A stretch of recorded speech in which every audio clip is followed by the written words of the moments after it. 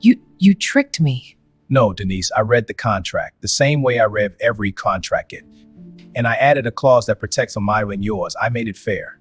The day my fiancé handed me a prenuptial agreement, 23 days before our wedding, I didn't yell. I didn't argue. I didn't flip the table over or storm out of the room or accuse her of not loving me. I didn't do any of the things she probably expected me to do. I just looked at her, looked at the document, looked back at her. And I smiled. Not because I was happy, not because I thought it was a good idea. I smiled because in that moment, sitting on our living room couch with a 22-page legal document between us, something clicked inside my brain. A small, quiet alarm that had been whispering for months suddenly started screaming. Something about this woman was not what it seemed. And the prenup, this carefully drafted, strategically worded, one-sided prenup that she had prepared behind my back with her own attorney, was the proof. She just didn't know I could read it. Not just read it the way a normal person reads a contract, skimming, nodding, trusting. No, I read contracts for a living. I'm an intellectual property attorney. I spend 10 hours a day analyzing legal documents, finding loopholes, identifying traps, and protecting people from fine print they didn't even know existed. Reading contracts isn't just my job. It's the way my brain works. Every word has weight. Every clause has intention. Every omission tells a story. And Denise's prenup told me a very specific story. A story she never intended for me to hear. So I smiled. I told her I would review it with my own attorney. She waved her hand dismissively and said, "Don't overthink it, Michael. It's just paperwork." Just paperwork. I took that paperwork to my mentor the next morning, and what we found buried inside it, and what we discovered about the woman I was about to marry, changed everything. But I didn't confront her. Not yet. Instead, I did something she never expected. I rewrote the prenup. I kept almost everything she had written. I kept the structure. I kept the tone. I kept the appearance of fairness. But I added one clause, one single clause, buried on page 14 in section 11, subsection F, in language so dense that only a trained legal eye would catch it. She signed the revised prenup without reading page 14, and 2 years later, that one clause detonated like a bomb in the middle of our marriage. But I need to take you back, way back, before the prenup, before the wedding, before Denise, because this story doesn't really start with a contract. It starts with a promise I made to myself when I was 23 years old, sitting in a law school library at 2 in the morning, broke, exhausted, and terrified that I was wasting my life. That promise is the reason I survived what Denise tried to do to me, and it's the reason I'm standing here today telling you this story, instead of sitting in a courtroom wondering where my money went. My name is Michael. I'm 35 years old. I was born in Baton Rouge, Louisiana, in a neighborhood where ambition was considered suspicious and success was treated like betrayal. If you did well in school, you were acting white. If you talked about going to college, people told you to be realistic. If you said you wanted to be a lawyer, they laughed. My mother, Sandra, was a home health aide. She took care of elderly patients, bathing them, feeding them, turning them over in their beds so they wouldn't get sores. Her hands were always dry and cracked from the latex gloves and the sanitizer. She smelled like rubbing alcohol and lavender lotion every night when she came home. My father wasn't in the picture. He left when I was 4. I have exactly one memory of him, sitting on his lap in a brown recliner watching a football game. I don't remember his face. I remember the chair. My mother raised me alone, and she raised me with one rule that she repeated so often that it became the background music of my childhood. She would say, "Michael, the world is full of people who will try to take what you've built. Your job is to build it anyway, but build it smart, build it protected, and never, never let anyone have access to something they didn't help you create." She wasn't talking about money. She didn't have money. She was talking about dignity, about self-respect, about the things people try to steal from you that don't show up on a bank statement. But as I got older, I realized her lesson applied to everything, including money, including marriage, including love. I got into law school on a full scholarship, Louisiana State University, Paul M. Abert Law Center. I was one of 11 black students in my entering class of 160. I felt invisible and hypervisible at the same time. Nobody saw me, but everybody watched me. I studied harder than anyone I knew. Not because I was smarter. I wasn't. There were people in my class who could read a case once and understand it completely. I had to read it 3 times, 4 times. I highlighted everything. I made outlines of my outlines. I stayed in that library until security kicked me out at midnight, and then I went back to my apartment and studied until 2. By my second year, something shifted. The work started making sense. The patterns emerged. I began to see contracts not as documents, but stories. Stories about power, about who had it and who didn't, about what each party was trying to protect and what they were trying to take.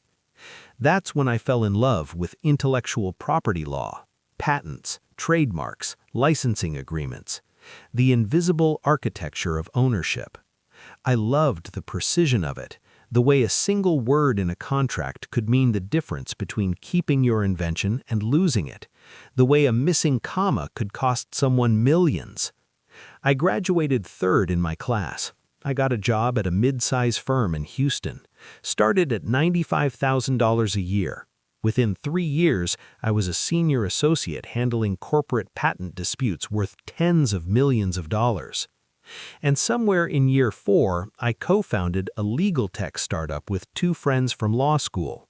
We built a platform that helped small businesses file and manage patent applications without needing a full-service law firm. We bootstrapped it. No investors, no debt, just 3 guys working nights and weekends. By the time I met Denise, that startup was generating about $400,000 in revenue. My equity stake was worth approximately $800,000. Combined with my salary, my retirement accounts, and my investment portfolio, my net worth was just over $1.6 million. I was 32 years old, a millionaire, a self-made one, built from nothing, built from a mother who made $11.50 an hour and a neighborhood that told me to be realistic. But here's the thing. You wouldn't know any of this by looking at me. I drove a Honda Accord. I lived in a nice apartment, not a mansion. I wore clean, simple clothes. No designer labels, no flashy watch, no bottle service at clubs. My mother's lesson lived inside me like a second heartbeat. Build it smart, build it protected, and never, never let anyone have access to something they didn't help you create. I met Denise at a charity gala in downtown Houston about 3 years before the wedding. One of those events where everybody's dressed up and nobody's actually thinking about the charity. Open bar, live jazz, people networking and calling it philanthropy. I almost didn't go. My buddy Travis had invited me, and I told him I wasn't in the mood. But he kept pushing, said there would be interesting people, said I needed to get out more, said I was turning into a hermit with a law degree. So I went. And that's where I saw her. Denise Richardson, 29 years old, 5'7", brown skin that looked like it had been painted by someone who understood what beauty was supposed to mean. She had a deep green dress that fit her like it had been designed specifically for her body. Her hair was pulled back, elegant, intentional. She had a glass of champagne in her left hand and was talking to 2 women I didn't recognize, laughing at something one of them had said. She had the kind of laugh that makes you stop walking. Not loud, not performative, just real, like she actually found the world amusing. I stood there like an idiot for about 30 seconds before Travis elbowed me and said, "Go talk to her, man, before someone else does." So I did. I walked up during a lull in her conversation, introduced myself, and said something I immediately regretted. I said, I don't usually approach strangers at these things, so if this is awkward, I apologize in advance." She looked at me, studied me for about 2 seconds, then she smiled and said, "It's a little awkward, but I'll allow it." I laughed, she laughed, and just like that, the wall came down. We talked for an hour and a half, straight through. We missed the keynote speaker. We missed the silent auction. We missed Travis entirely. He later told me he left at 9:30 and I didn't even notice. Denise told me she was a real estate agent, residential mostly. She said she was doing well, had closed about 22 transactions the previous year, which put her income around $160,000, solid by any standard. She said she had grown up in Richmond, Virginia, good family. Her parents were still married. Her father was a retired contractor. Her mother was a former teacher who now managed the family's investments. That phrase, "managed the family's investments," registered in my mind.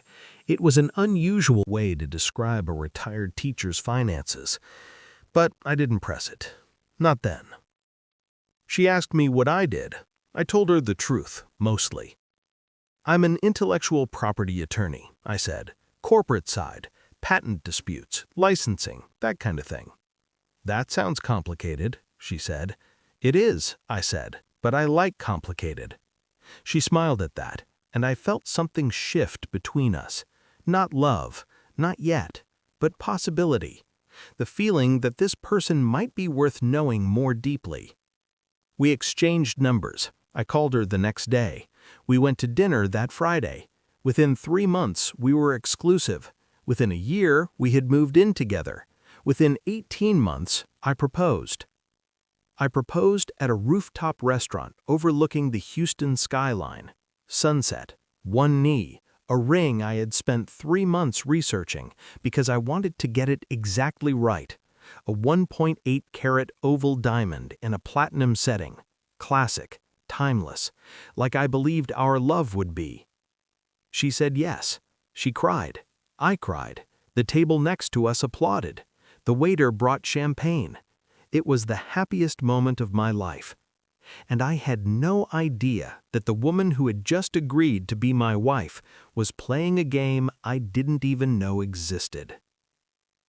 The first sign should have been obvious, but when you're in love, really in love, the kind where someone's voice makes your chest feel warm and their absence makes a room feel empty, you don't see signs. You see what you want to see. You explain away the things that don't fit. You tell yourself that love is about trust, and trust means not questioning everything. I trusted Denise, completely. That was my first mistake. The prenup conversation happened on a Tuesday evening, 3 weeks and 2 days before the wedding. We were sitting on the couch. She was scrolling through something on her phone, wedding seating arrangements, I think. I was reading a brief for work. The TV was on in the background, volume low, something about the news. Normal evening, normal life. Then she muted the TV, set her phone down, turned her body toward me, and she had that look, the one people get when they've rehearsed something in their head and they're finally ready to say it out loud. "Michael," she said, "I need to talk to you about something." I closed my laptop. "Okay." She reached into the bag beside the couch, a bag I hadn't noticed before now that I think about it, which means she had placed it there deliberately, and pulled out a manila envelope. She handed it to me. "I think we should sign a prenup. My attorney drew this up. It's standard. It protects both of us. I just think it's the smart thing to do." I looked at the envelope. Then I looked at her. "Your attorney?" I said. "You went to an attorney and had a prenup drafted without talking to me first?" She shifted slightly, barely noticeable, but I noticed. "I didn't want it to become a whole thing," she said. "It's just a formality, like insurance. You don't get car insurance because you plan to crash. You get it because it's responsible." That analogy was rehearsed, I could tell. It was too smooth, too polished, too perfectly delivered. She had practiced that line. "Can I read it?" I asked. "Of course," she said. "Take your time, but don't overthink it. It's really straightforward." I opened the envelope and pulled out the document. 22 pages, professionally formatted, clean typography, her attorney's letterhead at the top, a family law firm in River Oaks that I recognized as one of the more aggressive practices in Houston. This was not a casual document. This was a weapon, designed to look like a handshake. I didn't read the whole thing that night. I scanned it, flipped through the pages, got a sense of the structure. On the surface, it looked standard. Separate property stays separate. Jointly acquired assets split 50-50 in the event of divorce. Standard infidelity clause. Standard disclosure requirements. But I'm a contract attorney. I don't read surfaces. I read depths. So I told Denise I would take it to my own attorney for review. She didn't seem bothered by that. In fact, she seemed almost confident, like she expected it and wasn't worried. "Sure," she said, "just don't drag it out. The wedding is in 3 weeks." She kissed me on the cheek, picked up her phone, and went back to the seating arrangements. And I sat there with 22 pages in my hands and a feeling in my gut that I couldn't name yet. The next morning, I brought the prenup to Harold Grant. Harold was not just my attorney, he was my mentor. I had met him during my first year at the firm. He was a senior partner in the family law division, semi-retired, who occasionally took on cases that interested him. He was 68 years old. He had been practicing family law for 30 years.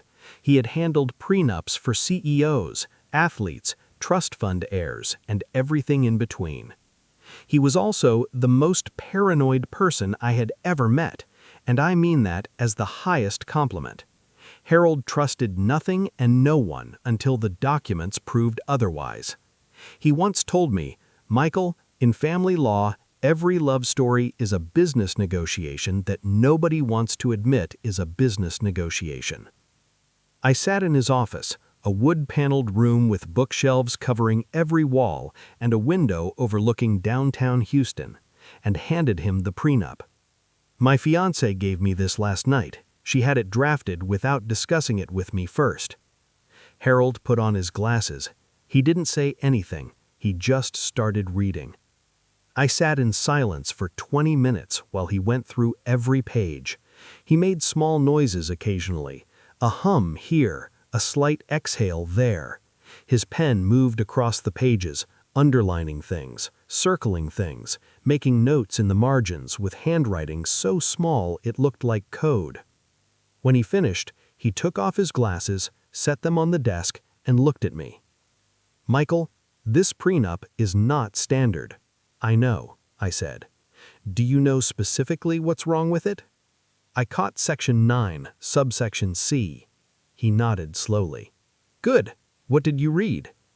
"It says that in the event of divorce, Denise is entitled to 30% of any increase in value of my premarital assets during the marriage, my retirement accounts, my investment portfolio, my equity in the startup.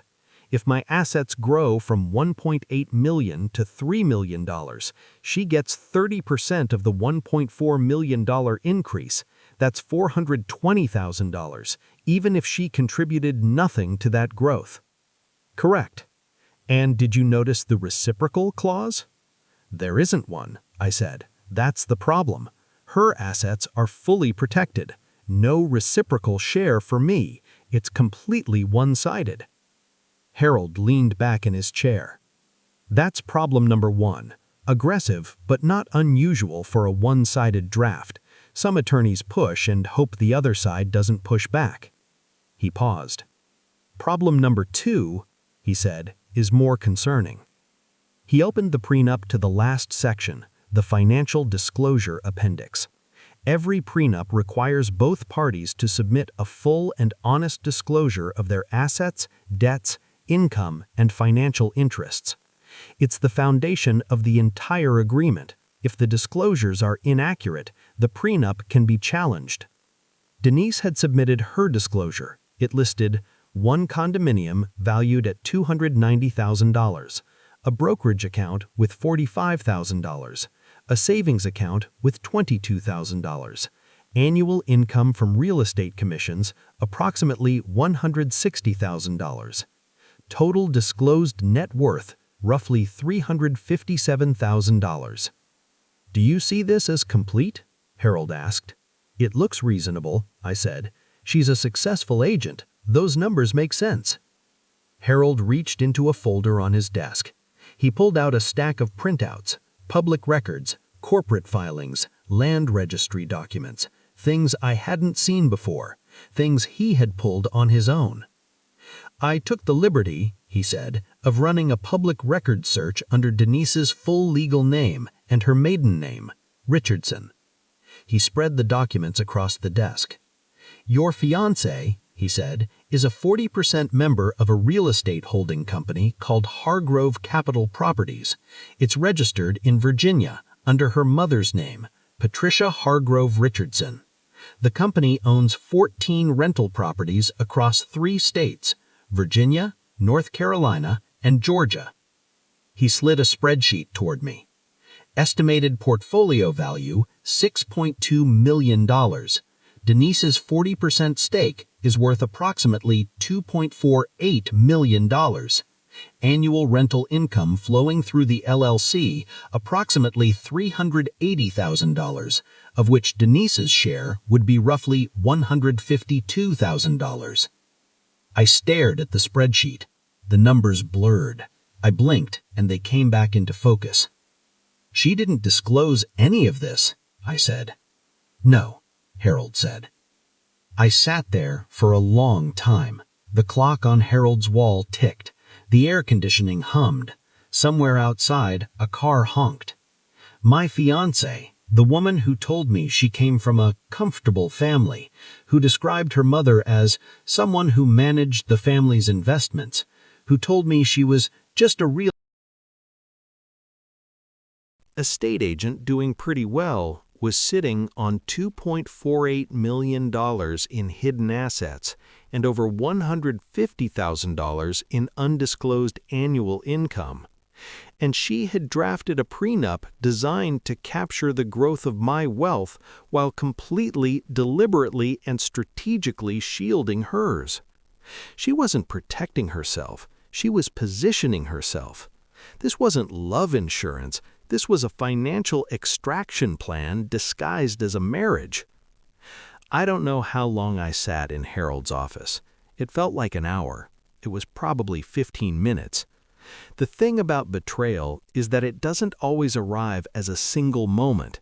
Sometimes it arrives as a realization, a slow, grinding understanding that the picture you've been looking at was never the full picture, that the person who held your hand and said, "I love you," was simultaneously holding something behind their back. I thought about every dinner Denise and I had shared, every conversation, every night we lay in bed talking about the future, our future, and she smiled and nodded and said all the right things while knowing that she was hiding an empire I didn't know existed. I thought about the engagement ring, the 1.8-carat oval diamond I had spent months researching. I thought about how she had cried when I proposed. Were those real tears? Was any of it real? I didn't know anymore. And that uncertainty, that not knowing, was worse than the betrayal itself. Harold interrupted my thoughts. "Michael," he said gently, "you have 2 options." I looked at him. Option 1, you confront her. You show her what I found. You call off the engagement and walk away. Clean break. It'll hurt, but it'll be over. He paused. Option 2, he leaned forward. You rewrite this prenup. You make it genuinely fair, reciprocal in every way, and you add one clause, one very specific, very carefully worded clause that protects you if this marriage is not what she says it is, a clause that turns her own strategy against her. I looked at him. What kind of clause? Harold opened a legal pad. His pen was already moving. The kind of clause, he said, that makes fraud the most expensive mistake she'll ever make. I chose option 2. Not because I wanted revenge, not because I wanted to trick her, but because a part of me, a stubborn, hopeful, deeply human part, still wanted to believe that I was wrong, that there was an explanation, that maybe her mother had pressured her into hiding the assets, that maybe she was going to tell me after the wedding, that maybe, despite the evidence on Harold's desk, Denise loved me. I know that sounds naive. Maybe it was. But love makes you negotiate with reality.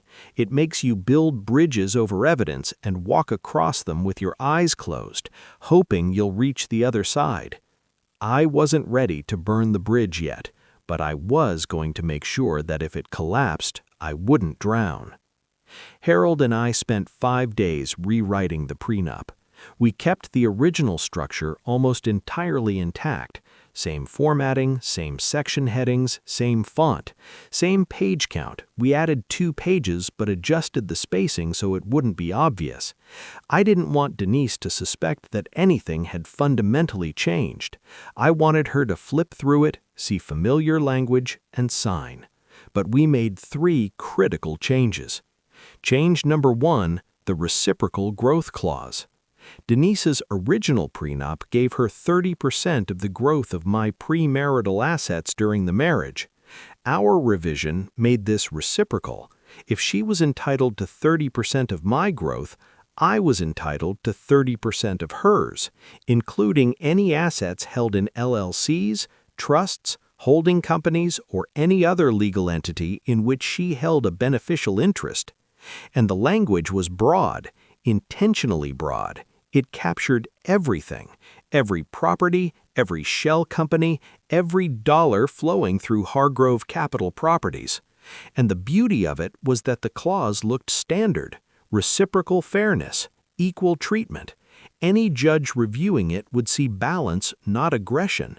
It was the kind of clause that Denise's own attorney should have insisted on, if the goal was truly fairness. Change number 2.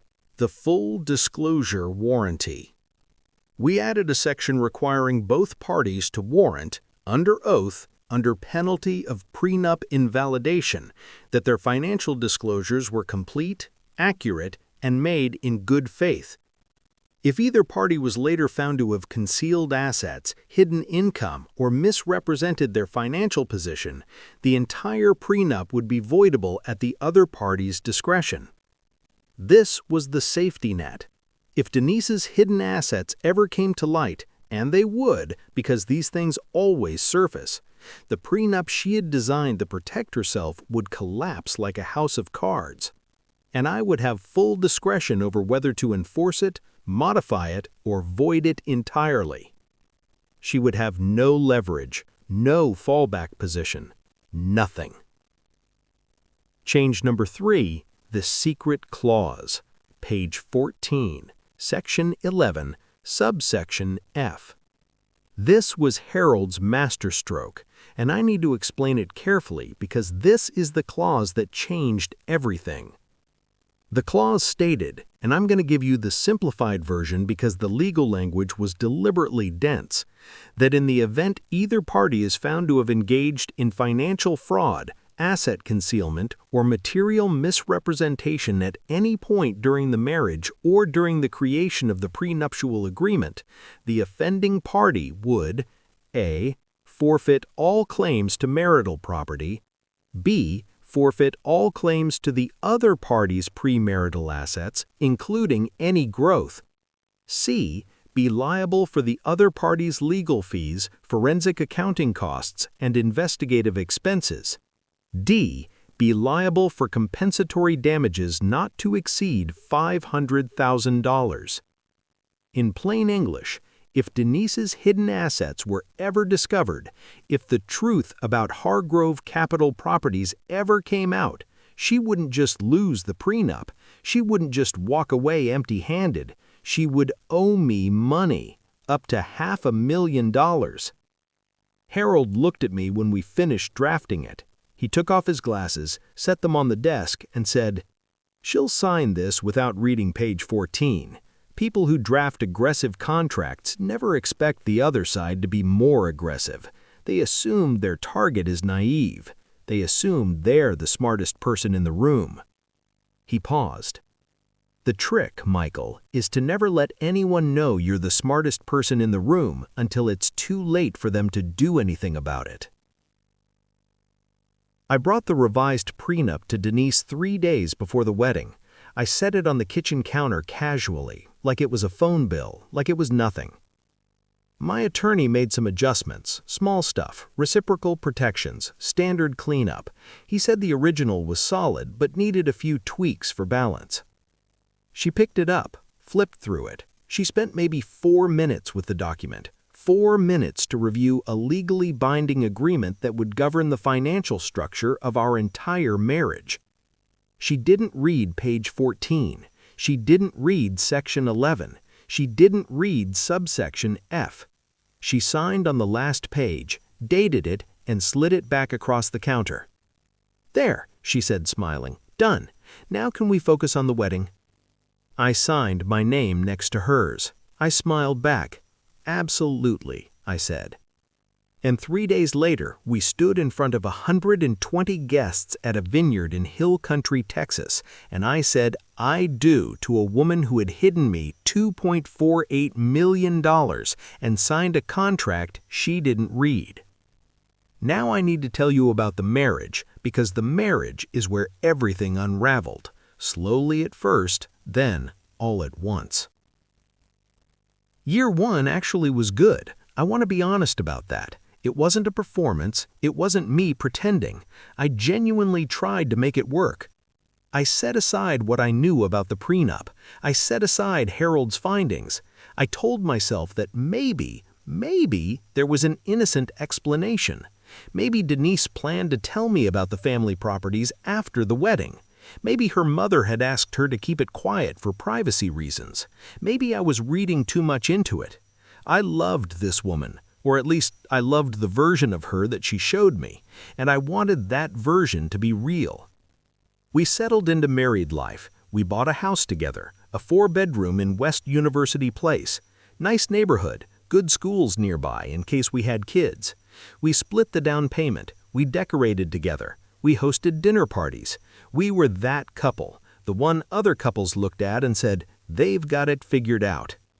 We didn't have it figured out. But for 12 months, we did a convincing impression. I continued working at the firm. The startup continued growing. Denise's real estate business was strong. She closed 26 transactions that year. We were comfortable, happy even, or something close to happy. I almost forgot about the prenup. Almost. Year 2 is when the mask started to slip. It began with money. It always begins with money. Denise started making comments about our lifestyle. Small comments at first, then bigger ones. "Michael, we should upgrade the cars. You're a senior attorney. You shouldn't be driving a Honda." "Michael, Sarah and David just bought a lake house. Why don't we have a vacation property?" "Michael, I saw a Rolex that would look amazing on you. Consider it an investment." I pushed back gently each time. I explained that I preferred to invest rather than spend, that material displays of wealth weren't my style, that I was building long-term security, not short-term appearance. She didn't like those answers. I could see it in her face, a tightening around the eyes, a slight clench of the jaw, the expression of someone who expected a different response and is recalculating. Then the pressure shifted to my startup. One evening she brought it up directly. We were in the kitchen. She was pouring wine. I was checking emails on my phone. "Michael," she said, "I've been thinking about your little tech thing." "My startup?" I said. "Yeah. How much is your equity worth now?" I looked up. "Why?" "I'm just curious. You never talk about it. I'm your wife. I should know these things." "It's growing," I said carefully. "The equity is appreciating." "So why don't you cash it out?" she said. "Sell your shares. Take the money. Let's actually enjoy our lives. Travel more. Upgrade the house. Live a little." "Because selling now would be premature," I said. "The company is on a growth trajectory. Liquidating my position now would mean leaving significant value on the table." She set her wineglass down harder than necessary. Not a slam, just a firmness that communicated frustration. You always talk like a lawyer, Michael. I'm not asking for a brief, Michael. I'm asking my husband to prioritize our life together over some startup that may or may not pay off. I didn't respond. I went back to my emails. But I filed the conversation away, next to the prenup, next to the hidden assets, next to every other data point that was slowly building a picture I didn't want to see. The thing about Denise's pressure to liquidate my startup equity was that it didn't make sense from a financial perspective. We weren't struggling. We had two strong incomes. We owned a beautiful home. We had retirement accounts, investment portfolios, and zero consumer debt. There was no rational reason for her to push me to sell my most valuable appreciating asset. Unless she wanted that equity converted to cash, liquid, divisible, accessible cash, because cash is easier to claim in a divorce than equity in a private company. Under the prenup, the original prenup she drafted, she was entitled to 30% of the growth of my premarital assets. My startup equity was the fastest growing asset I owned. If I sold it and the proceeds sat in a joint account or an investment portfolio, it would be much easier for her attorneys to calculate and claim her 30%. But if the equity stayed locked in a private company, the valuation would be complicated. Attorneys would need forensic accountants. There would be disputes about fair market value. It would be messy, expensive, and uncertain. Denise wanted me to make it simple for her. She wanted me to turn my most protected asset into her most accessible payday. And she was doing it while sitting on $2.48 million in hidden real estate that she had never disclosed to me. The irony was surgical. Then came Thanksgiving, and Thanksgiving is when the walls started closing in on both of us. Denise's mother, Patricia, flew in from Virginia for the holiday. She was a formidable woman, tall, impeccably dressed, sharp-tongued, and accustomed to being the most important person in any room. She reminded me of a chess player, always thinking 3 moves ahead, always evaluating the board. I had met Patricia several times before. She was always polite to me, warm even, but there was something behind her eyes that I could never quite read, a calculation, an assessment, like she was constantly weighing my value. Thanksgiving dinner was at our house. I cooked the turkey, my mother's recipe, the one she taught me when I was 14. Denise made the sides.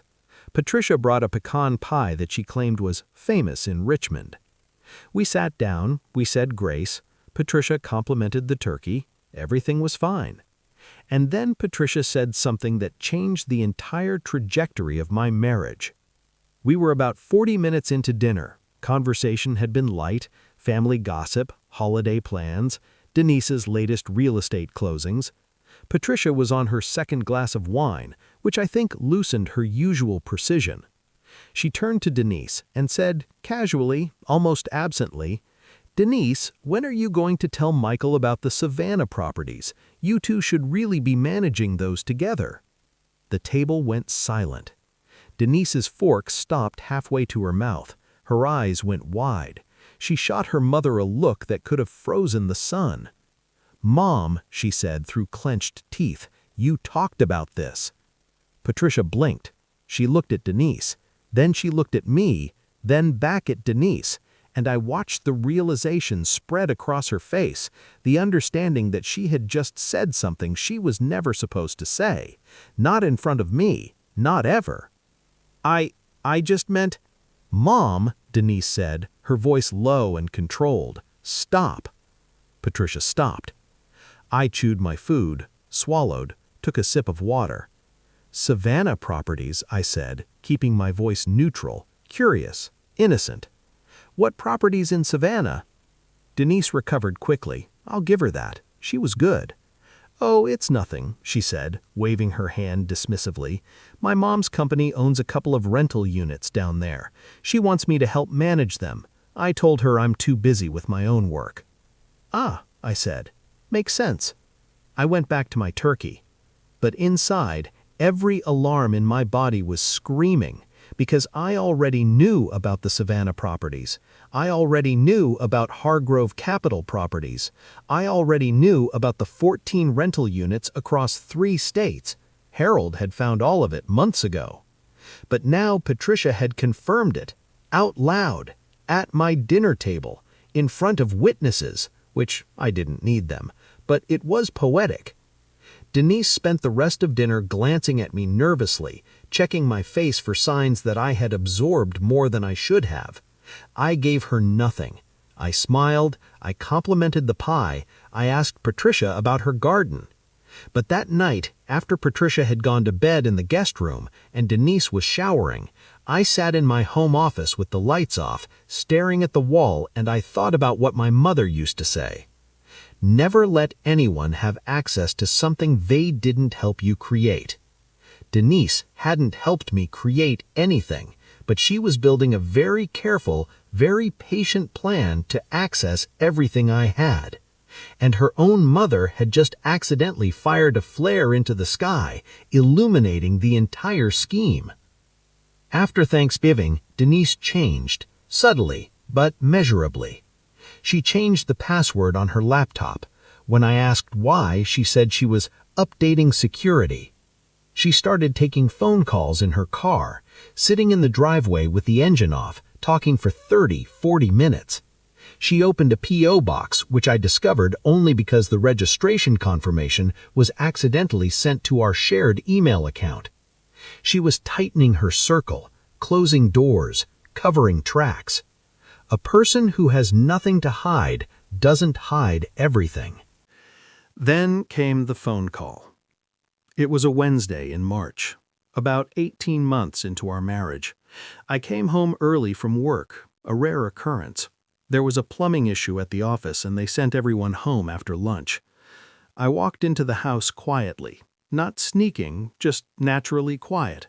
I set my bag down in the hallway, took off my shoes, and I heard Denise's voice coming from the bedroom. She was on the phone. The door was halfway open. I didn't intend to eavesdrop. I want you to understand that. I was walking toward the bedroom to change clothes, but when I heard my name, I stopped, and when I heard what she said next, I couldn't move. She said, and I'm going to give you the exact words because they are burned into my memory. She said, "Girl, Michael has no idea. He thinks I'm just a real estate agent making good commissions. He doesn't know about the holding company. He doesn't know about the rental income. He doesn't know about any of it." There was a pause. The other person was talking. Then Denise laughed and said, "I know, right? And honestly, if things don't work out, I've already talked to my attorney.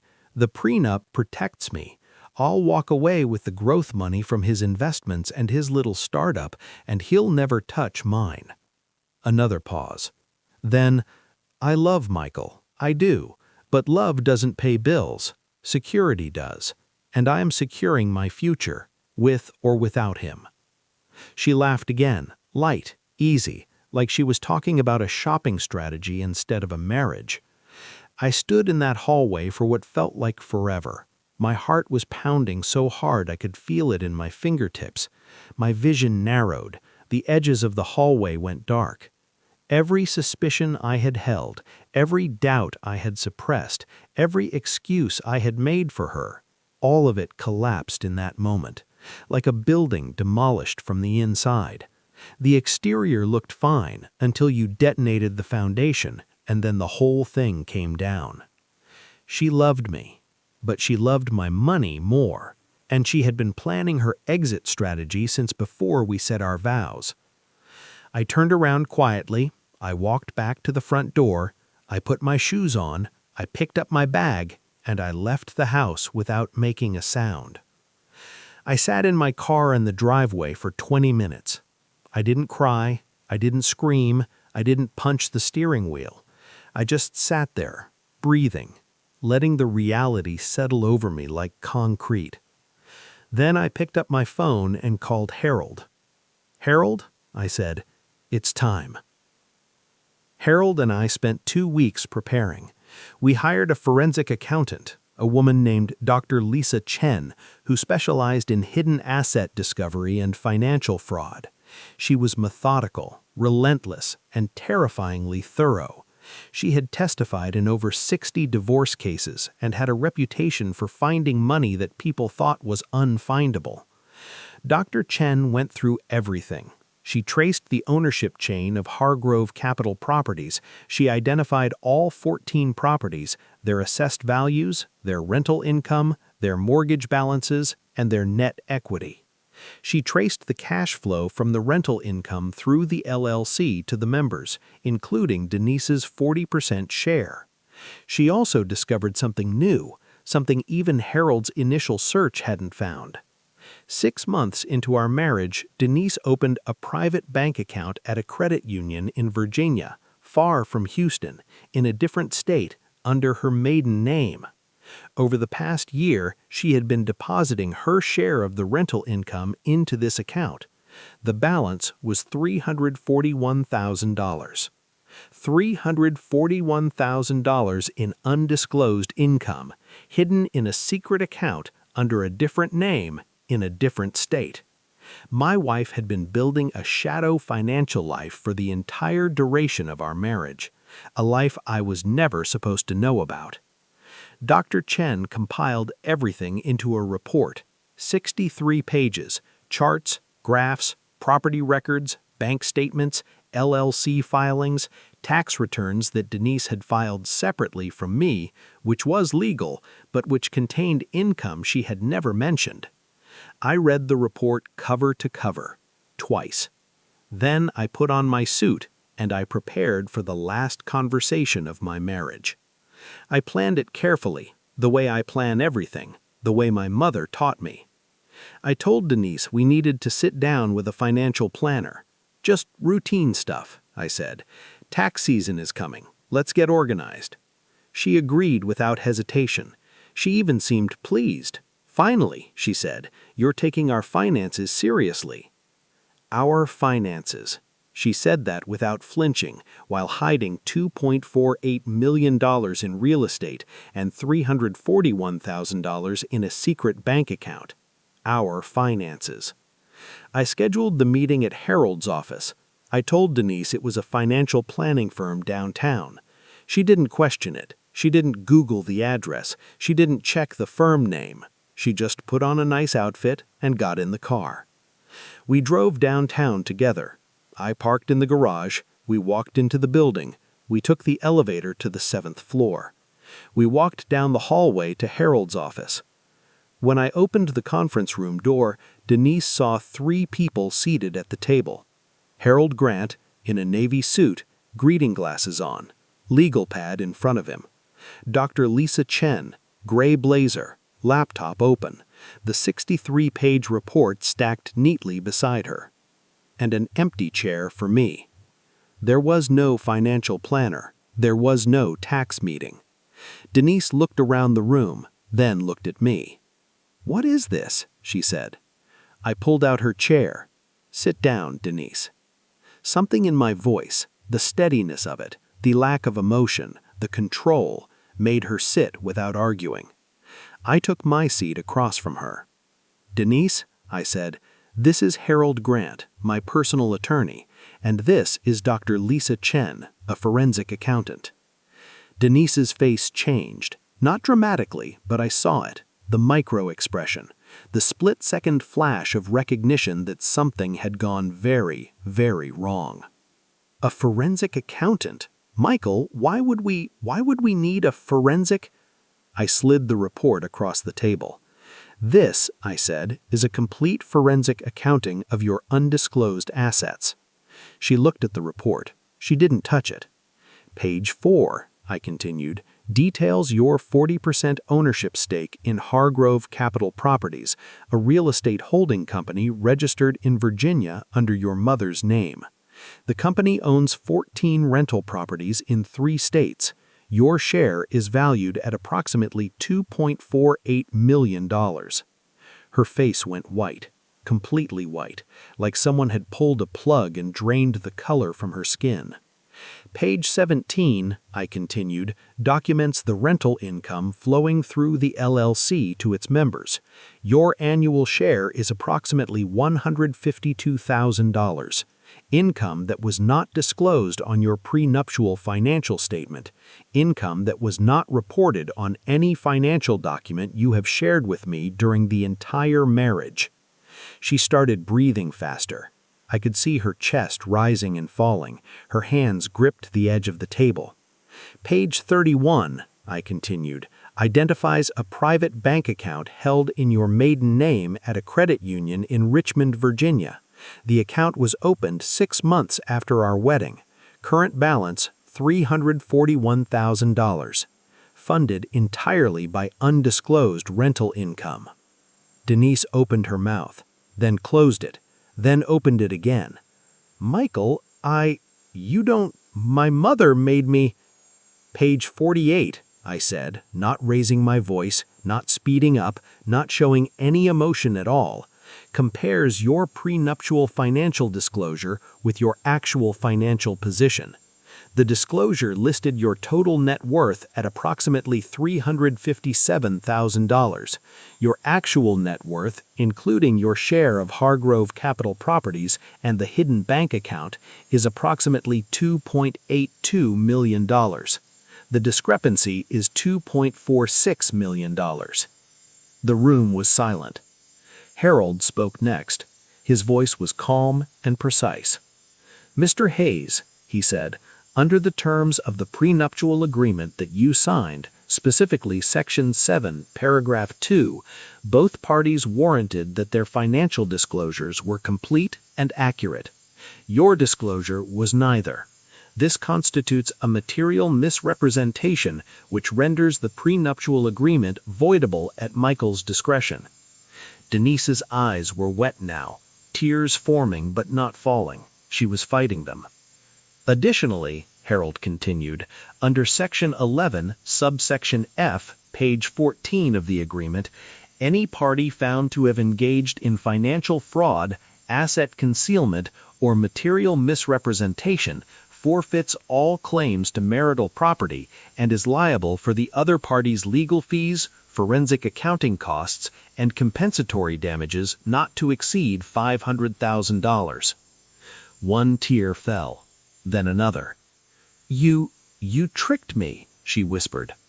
I looked at her, directly, without anger, without satisfaction, without cruelty. "No, Denise," I said. "I read the contract, the same way I read every contract. You drafted an aggressive, one-sided prenup designed to capture my wealth while hiding yours. I made it fair, and I added a clause that protects me from exactly what you did." I was going to tell you. My mother said—" "Your mother," I said, "accidentally mentioned the Savannah properties at Thanksgiving dinner. You panicked. You tightened your security. You changed your passwords. You started taking calls in the car. You opened a P.O. box to redirect documents away from our shared mailbox. Those are not the actions of someone who was planning to tell me the truth." She had nothing to say to that. I leaned forward. "And 3 weeks ago," I said, "you were on the phone in our bedroom. You told your friend that Michael doesn't know about the holding company, that Michael doesn't know about the rental income, that if things don't work out, you'll walk away with the growth of my investments and I'll never touch yours." Her mouth opened. Her eyes went wide. The tears were flowing freely now. "You also said, and I want to make sure I quote this correctly, 'I love Michael, but love doesn't pay bills. Security does, and I'm securing my future, with or without him.'" The room was completely silent. The only sound was the air conditioning and Denise's breathing. I pushed my chair back and stood up. "I'm filing for divorce," I said. "My attorneys will handle the details. The prenup is voidable. The forensic report has been submitted to my legal team, and I'm exercising my rights under Section 11, subsection F. She reached for my hand. "Michael, please, don't. We can fix this. I'll disclose everything. I gently moved her hand away. "Denise," I said, "you had 3 years to disclose everything. You had every opportunity to be honest with me, before the wedding, after the wedding, at Thanksgiving, any morning over breakfast, any night before bed. You chose not to. Every single day you woke up next to me and chose the lie." I buttoned my jacket. "I didn't choose to end this marriage," I said. "You ended it the moment you decided I wasn't worth the truth." I walked out of the conference room, down the hallway, into the elevator, through the lobby, into the parking garage. I sat in my car for a long time, and for the first time in this entire process, from the prenup to the investigation to the confrontation, I cried. Not because I was angry, not because I felt vindicated, not because I had won.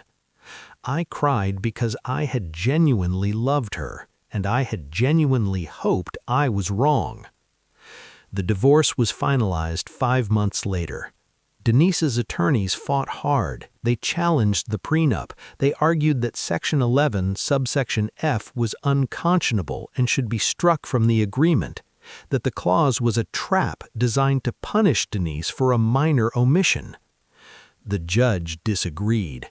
In his written opinion, he noted that the financial disclosure requirement was standard in all prenuptial agreements, that Denise had failed to disclose $2.46 million in assets and $152,000 in annual income, that this was not a minor omission, it was a deliberate and systemic concealment, and that the consequences outlined in Section 11, subsection F were clearly stated, legally enforceable, and signed by Denise voluntarily and without duress. The prenup was voided per my election. The final settlement? Denise received no share of my premarital asset growth, 0. Denise was ordered to pay $185,000 in combined legal fees and forensic accounting costs. The court noted in the official record that Denise's financial disclosure was fraudulent. She kept her family properties. The court didn't touch Hargrove Capital Properties as it was technically a premarital asset held in her mother's name. But the legal costs, the public court filings, and the reputational fallout were significant. Several of her real estate clients dropped her after the filings became public. In the real estate world, trust is everything. When potential clients Google your name and find court documents describing financial fraud, they don't call you, they call someone else. As for my startup, 6 months after the divorce was finalized, the company was acquired by a larger legal tech firm. My equity stake was valued at $3.1 million. I walked away with every penny. If Denise's original prenup had held, the one-sided version she drafted, she would have been entitled to 30% of the growth of that equity during our marriage, approximately $690,000. Instead, she got nothing, and she owed me $185,000. The difference between those two outcomes was one clause on page 14 that she didn't read. It's been 14 months since the divorce was finalized. I'm doing well, not just financially, although, yes, financially I'm in the best position of my life. The acquisition proceeds combined with my existing portfolio put my net worth over $4 million. I bought a house, a real house, not the one Denise and I shared. A quiet place in the Heights with a big backyard and a porch where I drink coffee in the morning and think about things. But the money isn't what matters. What matters is that I learned something about myself during those 2 years, something important. I learned that I am my mother's son, not just in the way I build, not just in the way I protect, but in the way I endure. My mother worked for $11.50 an hour with cracked hands and a tired heart, and she never once complained. She never asked the world to be fair. She just prepared for the world to be exactly what it was, and she made sure her son was ready. I was ready. Not because I was smarter than Denise, not because I was more strategic, but because I was taught by a woman who had nothing to never let anyone take what they didn't help create. I want to say something to everyone listening, and I want you to hear this clearly. Read the fine print. In every contract, in every relationship, in every promise someone makes to you, read the fine print. Because the truth is always there. It's in the clause they skipped. It's in the asset they didn't mention. It's in the phone call they took in the car. It's in the password they changed without telling you why. The truth doesn't hide. People do. And the fine print is where they think you'll never look. So look. Not with suspicion, not with paranoia, but with the clarity of someone who knows their worth and refuses to let anyone diminish it. Build your life smart. Build it protected, and never, never give someone access to something they didn't help you create. Not until they've earned it. And if they have earned it, if they've stood beside you honestly, transparently, with their whole heart and their whole truth, then give them everything. Because that kind of love is worth more than any contract, more than any clause, more than any amount of money on any page of any document that will ever be written. That kind of love is the only thing that's real. If this story spoke to you, leave a comment below. I read every single one. Tell me, have you ever discovered a hidden truth about someone you loved? What did you do? And if you haven't subscribed yet, now is the time, because the next story involves a man who pretended to lose his memory after an accident. What his wife did during those 2 weeks will haunt you. I'll see you in the next one.